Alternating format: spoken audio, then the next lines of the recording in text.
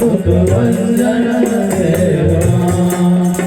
હરિરામ સાઈ રામ મુખવંદન દેવા બોલો શ્રી સચ્ચિદાનંદ સદ્ગુરુ સાઈનાથ મહારાજ કી જય। રોજ અમારા જયંતિભાઈ કહે કે આજે પેલા પ્રશ્નો કરતા કાઢજે એટલે બધાને ખબર પડે, પણ રોજ ને રોજ રહી જાય, રોજ ને રોજ રહી જાય। પણ મને એવું લાગે કે આપણે જે પહેલેથી તારીખ નક્કી કરેલી તે દિવસે બાબા રિઝલ્ટ વ્યાસપીઠ પરથી આપવાના એવું કદાચ સમજાય, પણ બધાના રિઝલ્ટો આજે પણ જયંતિભાઈએ જોયા, બધાએ પ્રશ્નો લખેલા, એના જવાબો પણ લખેલા। અરે કોઈને કંઈ નહીં આવડે તો કંઈક ને કંઈક તો લખેલું છે, એને પ્રયાસ કરેલા છે, તો તેને પણ એકવાર ખૂબ ખૂબ અભિનંદન। હું કામ કે કંઈક ને કંઈક પ્રયાસ કર્યા છે, તો જીવનની અંદર માણસોએ હંમેશા પ્રયાસો કરતું જ રહેવા જોઈએ। પ્રયાસો કરતા કરતા કરતા એક ને એક દાડે સફળતા મળે, નહીં તો પ્રયાસ છોડી દે। એકવાર પ્રયાસ કેવા હોવા જોઈએ એ કહેવાયેલું પણ છે, પણ કંઈક બધાને જાણવાનો તો 2 મિનિટનો કિસ્સો કહીને કે પ્રયાસો કેવા માણસોએ કરવું જોઈએ।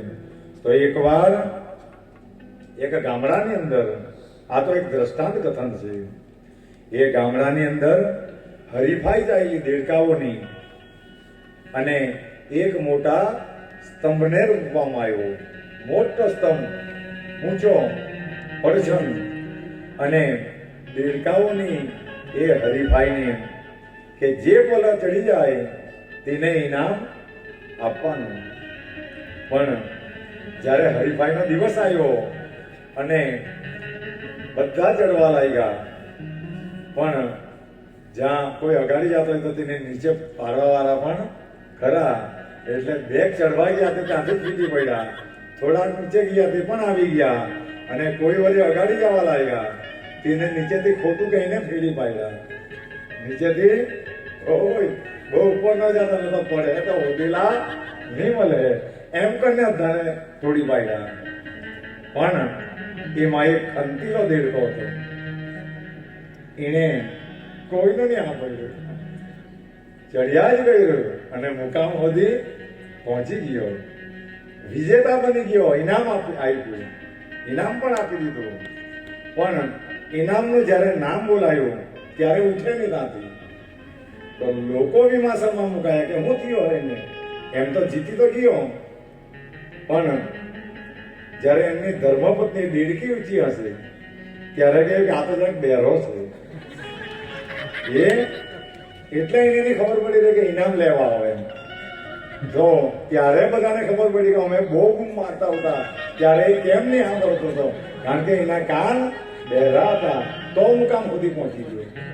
એટલે કહેવાનો મતલબ એ છે કે આ દુનિયાની અંદર બધા ખેંચી પાડવા વાળા છે, પણ આ પડદાને અહીંયા મૂકી દેવાના અને લક્ષ તરફ ધ્યાન આપવાનું।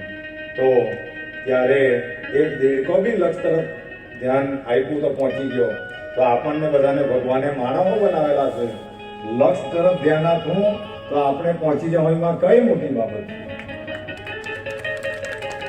પણ નબળા માણસોની કહેવાનો મતલબ એ છે કે નબળા માણસોની વાત સાંભળવાની જરૂર નથી, કારણ કે આ તો પ્રભુની કથા, સદગુરુની કથા, બ્રહ્માંડના માલિકની કથા, અંદરથી એમાં રત્નો નીકળે કે આપણે પહેલા દિવસે વાંચી ગયા કે માણસોને શાંતિ પ્રાપ્ત થાય, એમની મનોકામનાઓ પૂર્ણ થાય, ભલે બધા ધ્યેયો વંચાય કે નહીં વંચાય, પણ આપણે બધા એક પવિત્ર ધામમાં એક મહાપુરુષના સમર્થના ચરણમાં આપણે બેસેલા છે, એટલે આ જે ફળ છે એ પારાયણ કરતા પણ વિશેષ ફળ આપનાર। કામ કે ઘરે આપણને કોઈ મારવા આવે તો આપણે ઓછા જણા એટલે આપણને કદાચ મારી જાય, પણ અહીંયા કોઈની તાકાત નથી। હું કામ કારણ કે આપણે બધા આપણી બધી શક્તિઓ કેન્દ્રિત થઈ એકઠી થયેલી, એટલા માટે ઘરે પાઠ કરે તેનું તેવું જ ફળ અને અહીંયા બધા સમૂહમાં બેઠેલા એનું વિશેષ ફળ. એટલા માટે માણસો શ્રદ્ધાથી જ્યારે આનું પારાયણ કરે, વાણીઓ જે બોલાય તે, કારણ કે આપણને આગાડી સદગુરુને રાખવું, એટલે એમને શરણાગત થઈ જાય કે અમારી કોઈ તાકાત નથી બોલવાની, પણ તમે જ્યારે અવતીર્ણ થાય ત્યારે જ આ વાણીઓ ખુલી શકે, ત્યારે જ સરસ્વતી પણ કૃપા કરી શકે. નહીં તો આ વસ્તુ એક ધારી બોલ્યા કરવી ને પણ બોલતા બોલતા પણ હજુ બોલ્યા જ કરી એમ થાય, એમાં થાક પણ લાગતો નથી. પણ બધા શ્રોતાઓ કોઈને કામ ધંધા રહે, કોઈ ઢોર ઢાંખર વાળા, કોઈ ખેતીવાડી વાળા, તો એ મર્યાદાને પણ, કારણ કે ભગવાન મર્યાદા પુરુષોત્તમ છે, તો એ મર્યાદાને પણ ધ્યાને રાખવું પડે. એટલા માટે એમના સમયાંતરે એ કથાઓને વિરામ આપવું પડે. તો આજના એ રામ જન્મોત્સવ અધ્યાયને આપણે બધા મળીને એમને આ કથાને અર્પણ કરીએ સદગુરુને, અને આજની કથાને અહીંયા વિરામ આપીએ. તો બોલો શ્રી રામચંદ્ર ભગવાન કી જય. પવન સુત હનુમાન